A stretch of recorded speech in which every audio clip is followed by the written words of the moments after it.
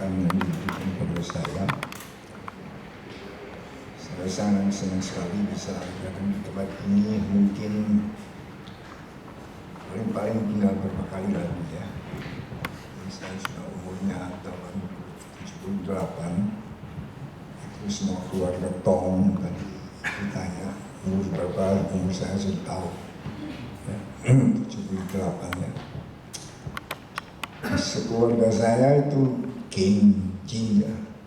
Itu 31 orang sepanjang histori yang tercatat, ijazah lebih daripada 82 menurut statistik kebiasaannya paling 82, jadi tinggal 40 tahun kira-kira.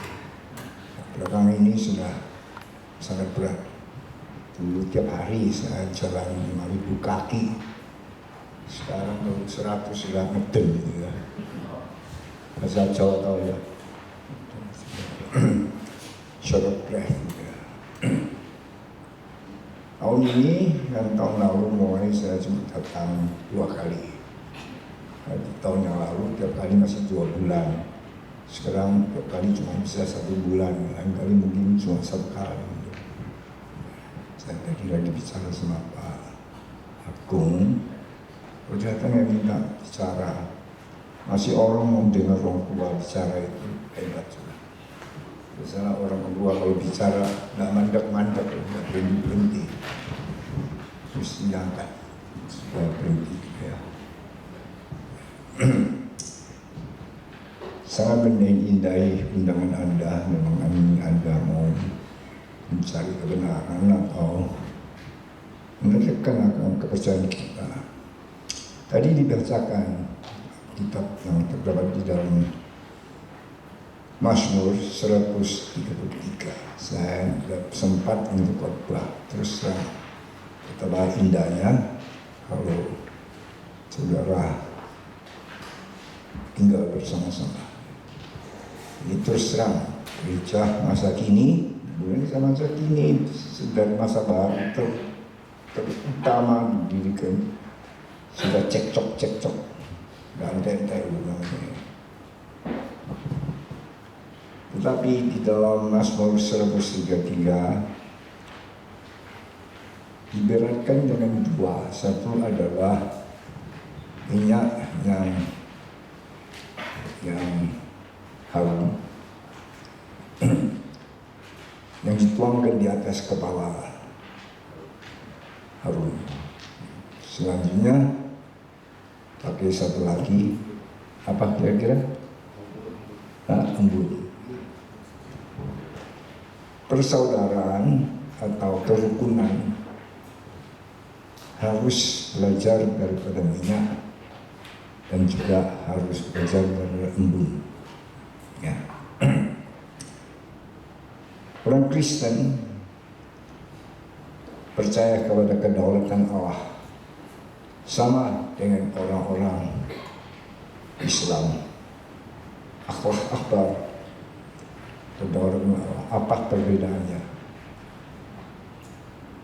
Saya orang filosofi khusus meningkatkan akan analitik filosofi, khusus mempelajari kata-kata yang dipakai oleh manusia, supaya dengan menganalisa kata-kata kita bisa mengerti akan makna arti sebenarnya dari kata-kata itu yang menggambarkan kebenaran yang telah tertanam di dalam pikiran kita.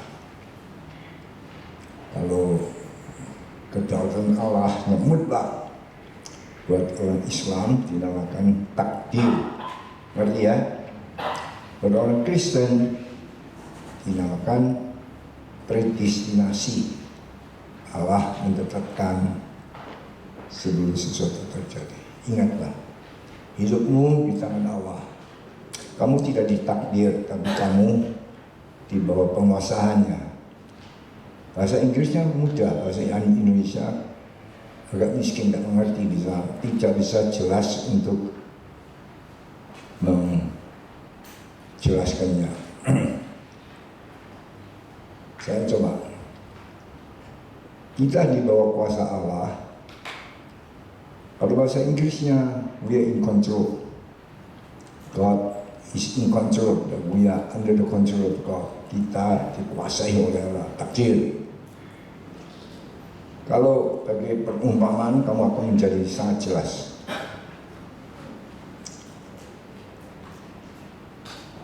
Seorang prajurit memiliki satu senapan. Kasarnya itu bedil gitu ya. Dia is in control of the pistol. Dia punya bedil di bawah kuasanya, kontrol. Apakah senapan punya kebebasan? Ya? Ada kebebasannya. Dia mau pasang peluru ya pasang, nggak pasang ya pasang. Ya, tembak, senapan nggak bisa bilang apa-apa. Lu kok pakai gua untuk dipakai untuk membunuh orang? Protes bisa nggak? Bisa. Nah, ini perluan pertama, under the control. Apakah kita di bawah kuasa Allah seperti ini? Yang jelas, berani mesti berani jawab gitu ya. Baru bisa pintar. Kalau nggak berani jawab, nah, nggak bisa pintar itu. Hah? Enggak loh. Kalau kita suruh tempel orang itu, nggak bisa. Tempel gitu aja terus terang. Pintar kamu. Taat. Taat itu begitu. Jangan ngantuk-ngantuk. Karena kalau kamu orang Nepal, tahu saya anak buah saya banyak dari Nepal.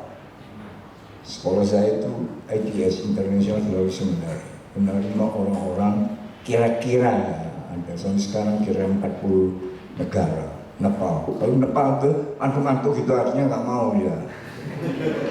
Kalau kira-kira kok nggak mau, nggak mungkin nggak mau saya.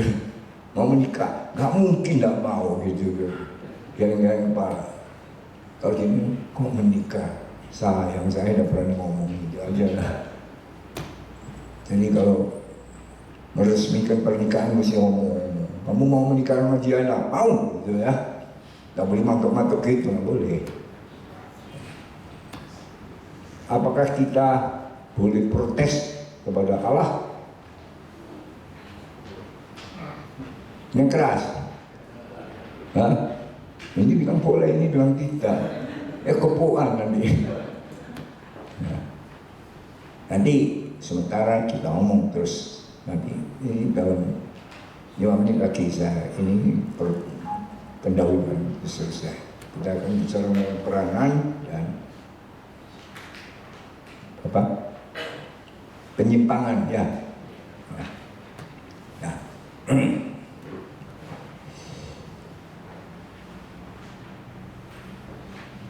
Nah kalau hubungan antara prajurit dengan komandonya, panglimanya, itu ya prajurit is under the charge of his command, di bawah kepemerintahan atau di bawah kuasa juga komandonya.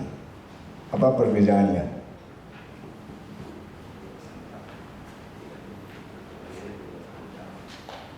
Gimana?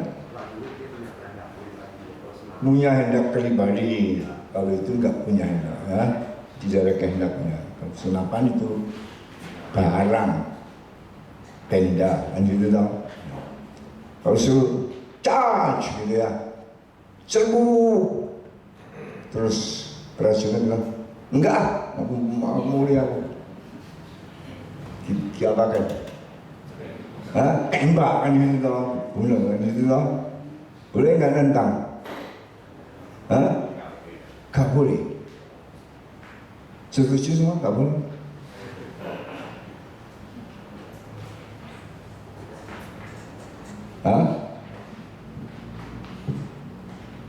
Seru gitu ya. Ya, itu sih nggak mau mati itu, nggak mungkin kita menang, nggak mau seru kan? Boleh nggak? Saya bilang nggak boleh sana. Memang nggak boleh.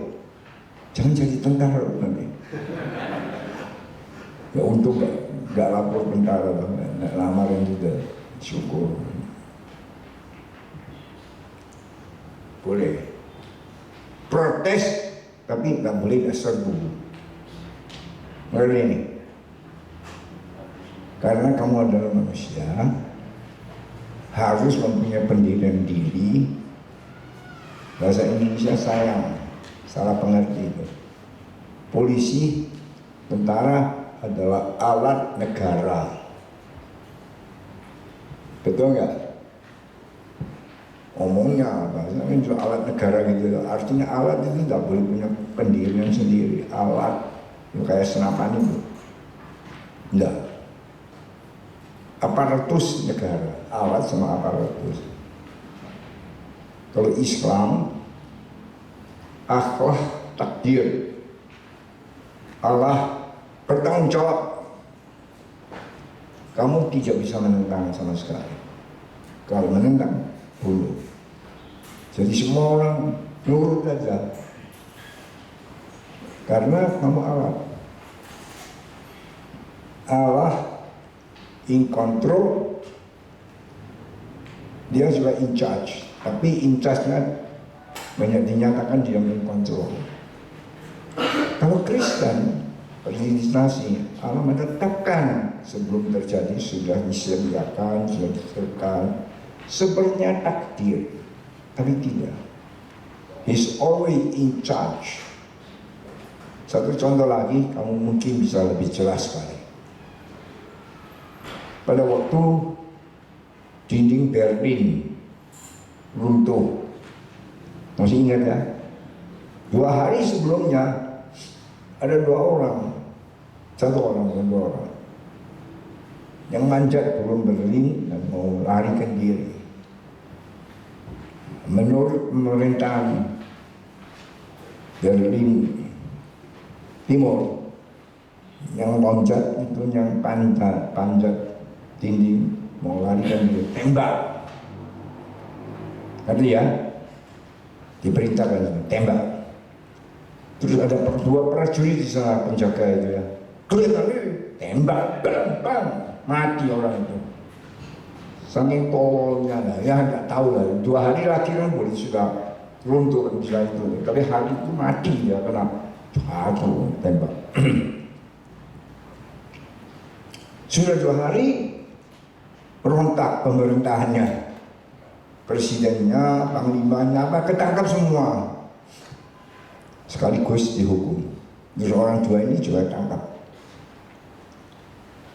diadili dan pengadilan. Satunya tanya, hukum mati seumur hidup, bukan ditembak, seumur hidup. Satunya hukum 2 tahun. Berarti kan apa sebabnya? Kan cross examination, diuji waktu diadili itu ya. Yang satunya ditanya, kenapa ditembak? Aku diperintah sama atasanku, tak tembak. Gitu loh. Terus sing B bilang, iya itu kurang ajar, itu malah menantang peraturan negara. Apa itu, kita kan tahu orang komunis gak boleh bikin itu, kan bikin malu komunis negara kita itu. Kenapa mau larikan diri? Orang yang menghina komunis itu harus kena mati. Alasannya sama-sama enggak? Sama atau enggak? Aku diperintah, aku lakukan aja. Yang salah ya pemerintah, yang perintah saya, komando saya yang salah loh. B, alasannya adalah karena orang itu yang salah, karena dia murtad. Ada perbedaan enggak? Pikirkan baik-baik. Satu turut Yang satu bukan saja dia turut, memang dia sejalan pemikiran dengan pemerintah. Itu orang jahat, harus dibunuh. Ya tak pakai ini. Jelas ini? Sama enggak? Hah? Kalau nggak sama, kamu pasti S1. Kalau belum S1, pasti lulus S1. Nggak sama. Tadi, yang satu karena tidak mengerti. A. Yang B karena benci. Dia sudah mengerti. Jadi karena mengerti, tidak perlu bertanggung jawab penuh. Memang bertanggung jawab dia tembak. Tapi yang B harus bertanggung jawab penuh. Ngerti ini? Seperti ditakdirkan kamu menjadi bawaan seseorang, tetapi tidak ditakdirkan kamu lepaskan hakmu sebagai manusia untuk berpikir. Jalan ini. Nah, dalam hal ini kita kembali kepada perumpamaan minyak yang mengurapi harum. Minyak itu adalah terdiri adalah menyan, rempah-rempah dan sebagainya, macam-macam kan gitu dah. Coba menjadi, kalau kamu baca Alkitab dapat juga Allah perintahkan minyak mesti pakai apa-apa, warsu atau apa gitu ya. Kalau tidak pakai bahan-bahan yang ditentukan oleh Tuhan, apa itu bisa dipakai untuk mengurapi harum. Hah? Ya posok minyak kelapa wis kawit bisa. Boleh nggak? Nggak diterima sama Tuhan kan gitu toh. Ngerti ini ya? Kita ini terpilih dalam Tuhan supaya bisa campur baur dengan rukun. Karena yang pilih orang gendeng atau orang sangat teliti. Yang rencanakan, yang pilih, yang kerjakan, yang ulek, bahasa Jawanya ulek-ulek itu apa? Begitu rujak itu. Hah? Bulu. Apa nggak ngerti ya? Ulek lah. Bisa ngerti ya sudah, gini-gini juga. Ada yang enak, saya senang makan rujak, terus terang. Ada yang enak, ada yang nggak enak. Bentur-bentur itu makan sampai tidak halus, ulek-uleknya kan gitu loh. Saya baru dari Surabaya ada satu rujak yang paling enak, rujak cingur. 100.000 bosnya. Wah mesti makan dia, cimnya itu sudah tua. Saya kenal dari kecil kenal ya. 50 tahun kurang lebih kenal sih itu. Itu orang ulat, tadinya ulek ini ulat orang. Kalau ketelatan ya kamu bilang, Mak, cepat tadi, nggak mau makan mas pergi, nggak mau jual dia. Semua orang di sana mau kue-kue setengah hari. Karena dia teliti, nanti ini. Kalau minyak mau wangi sekali harus teliti, uleknya teliti, campurnya teliti kan gitu toh. Nah, kalau gereja mau rukun terus terang, manusia ada tanggung jawabnya. Bukan pekerjaan Roh Kudus saja, memang pekerjaan Roh Kudus. Tapi mau menjadi minyak yang wangi itu, kita harus berusaha. Kalau tidak bisa pecah begitu ya, kita mesti hati-hati ya. Selidiki kita sendiri, jangan orang itu kurang ajar, itu orang ini. Belum tentu. Tentu kita tidak melunaskan akan kewajiban kita. Kerukunan gereja ingat, setiap orang, God is in charge, therefore you are responsible. Kamu harus bertanggung jawab. Bukan yang kontrol. Saya terus terang, banyak orang tidak mengerti. Orang Kristen, orang Kosta, karismatik, baptis, macam-macam itu pekerjaan Tuhan. Tetapi tidak boleh bertentangan. Terbukalah hatimu. Kalau Islam bunuh-membunuh. Kenapa? Allah yang takdir, saya tidak main melok-melok. Tidak tanggung jawab, bukan tanggung jawab saya.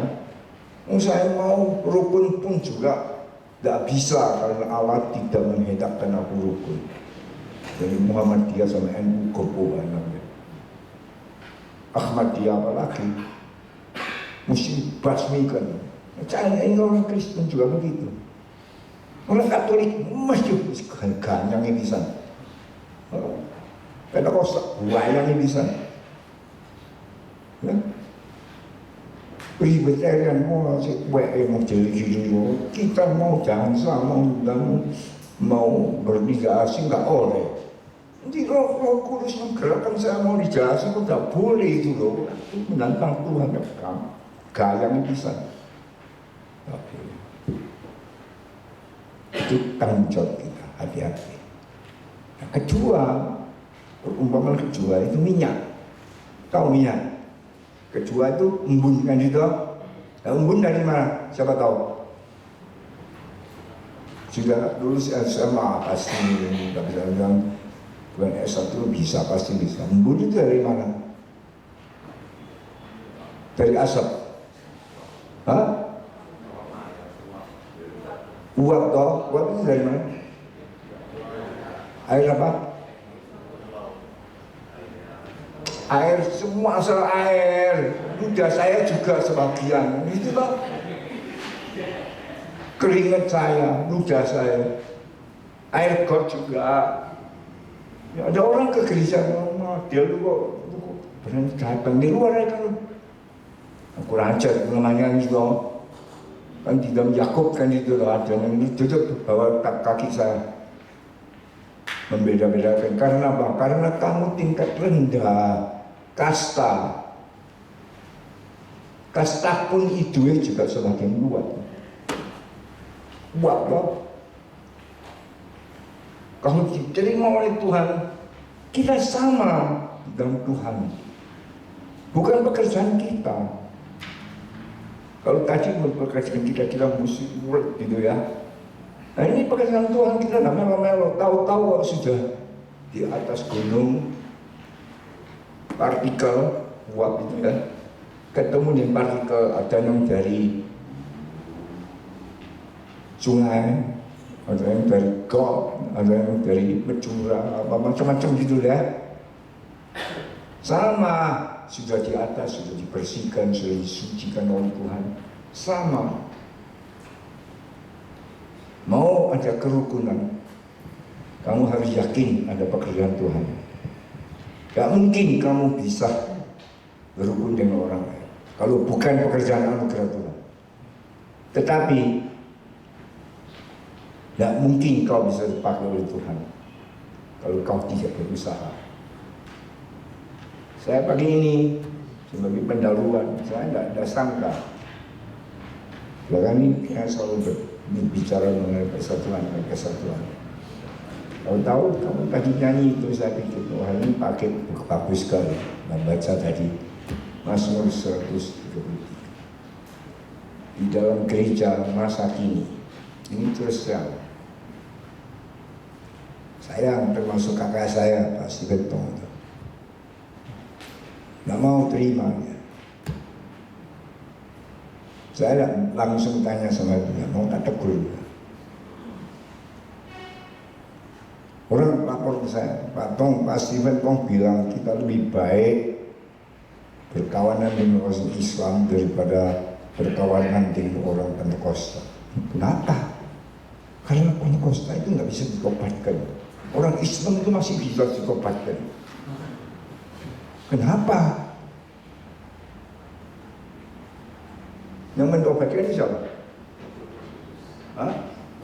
Roh Kudus, kiranya kamu yang tobatkan.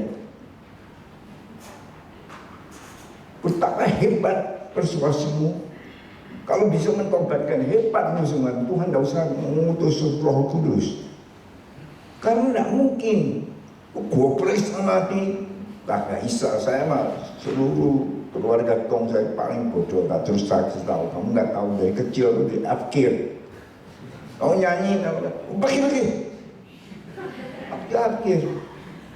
Kalau ngomong itu nggak ngerti ngomong. Saya pelat, nggak bilang dari kecilnya pelat. Gitu. Kau pelatnya gagap sampai gitu. Kalau sudah gitu, suaranya keluar, kata-kata nggak keluar, air mata yang keluar. Selalu kan, wes kau usah ngomong, aku ngerti. Tambah ngamuk, aku belum ngomong sudah dimengerti. Gimana? Tunggu saya sebentar sebenarnya ngomong. Soalnya hak untuk berbicara pun nggak ada. Ini patung. Tapi Tuhan kasih menurut saya. Tuhan kasih hati tak menurut saya. Saya ini mengatakan orang goblok ya. Asal dia rajin, masih ada harapan. Tuhan yang kasih saya rajin. Aku goblok kalau nggak rajin mati mesti dibuat orang gini nyak gitu. Ini kasihan Tuhan sangat saya. Pak Steven baca sekali gitu langsung ingat. Kayak saya baca sekali itu langsung lupa. Dia sekali saya mesti 10 kali. Sampai sudah saya ngerti. Ingat selama ini. Saya tahu bukan saja jawabannya, saya tahu mengapa sampai bisa berjawab ini. Terus terang, pasti memang bukan guru yang baik, penginjil yang baik. Kalau kamu tidak kagum sama dia, kamu gendong pasti. Kalau tidak, kamu kira. Memang hebat dia. Tahu.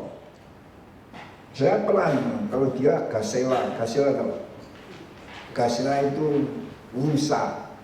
Saya pura, bodoh-naik. Saya pura, tapi sudah sampai bodoh. Ngerti ini? Di antara saudara-saudara saya paling bodoh, akhir bodoh. Pakai baca buku sekolah, paling tinggi, paling banyak. Bukunya saya baca kurang lebih 10.000 lebih. Berapa? Lebih 10.000. Kamu tanya apa-apa, kita cari no. Saya pasti bisa jawab. Paling saya bilang nanti jawab. Kalau saya bawa guru tak bawa orang tinggi tahu guru ini bawa orang tinggi kan bayar toh. Tak bawa teman-teman kalau jangan teleponnya gitu. Kamu juga ada guru tapi nggak dibawa sama kamu, kan dibaca. Orang namanya guru itu tahu namanya apa? Google. Tiap hari saya baca Google kurang lebih ya 3 jam. Setelah saya ditabis, tiap hari cuma tidur 2 sampai 3 jam. Terus baca, tulis, baca lagi, mikir-mikir, catat-catat. Tanya kok gak mati ya kamu? Kok bisa hidup? 50 lebih tahun itu 3 jam saya. Ini belum mati, belum dipanggil sama Tuhan loh. Mati pun di AUC, pulang loh. Keren Tuhan. Anak muda saya hancur. Banyak membaca. Kalau tidak mengerti langsung ngecek. Pasti bisa dapat. Cari, akan dapat. Ketuk pintu, pasti kau sih buka pintu. Sekaligus. Yang menikah ya. Ketuk berapa pintu? Pasti nggak bisa jawab. Kalau cari pekerjaan ketuk berapa pintu? Situ ketuk ikan gitu. Kalau kirim aplikasi itu, kirim 100. Kamu cuma perlu 1. Baca Alkitab sini baik. Saya harap kamu bisa